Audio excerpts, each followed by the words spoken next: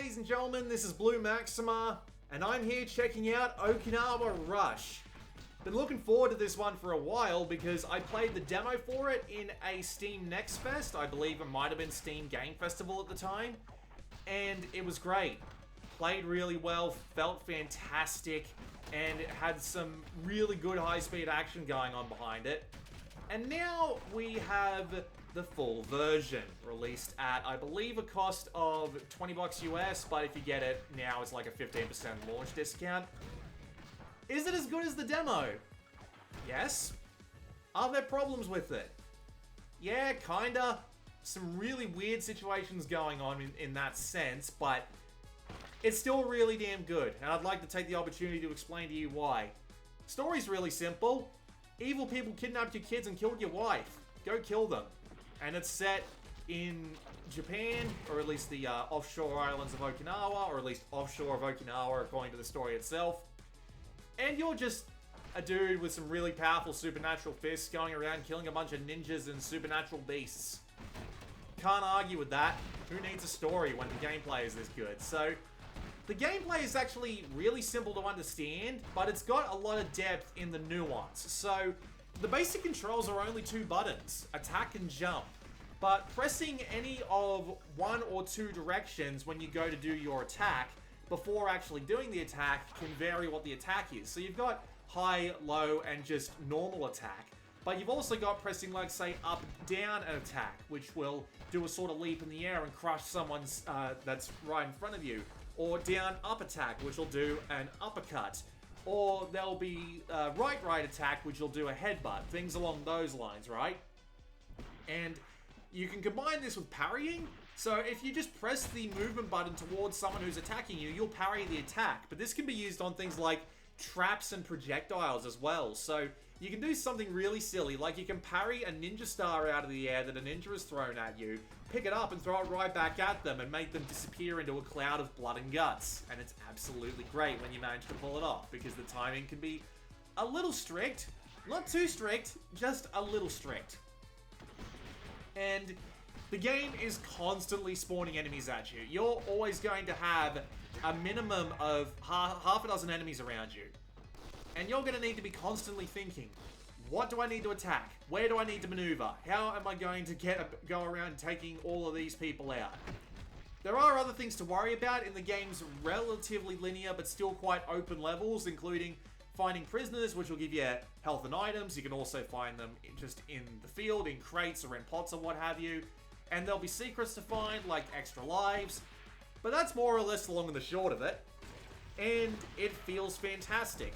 The way hits impact against enemies, how the animations are short but to the point, or rather to the fist. Because everything feels like it hits like a truck, and it is immensely satisfying to get a good combination of attacks off and just beat the ever-loving bejesus out of everything without taking a hit. Of course, sometimes that's not possible, he says, knowing that this audio is going to be synced up almost precisely to when he fucking died. But it is still genuinely fantastic levels of action here. The game feel is on point. The different kinds of enemies and the different ways they go about things help change up the challenge.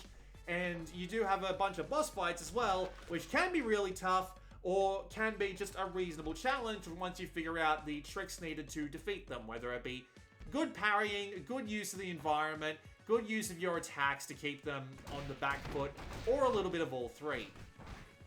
It also helps when you're able to pick up weapons, or when you figure out that you can Goomba stomp enemies, and so you just go on a hop, hop, hop, hop, hop, hop rampage, and just beat the ever-loving bejesus out of everything. Even movement feels good.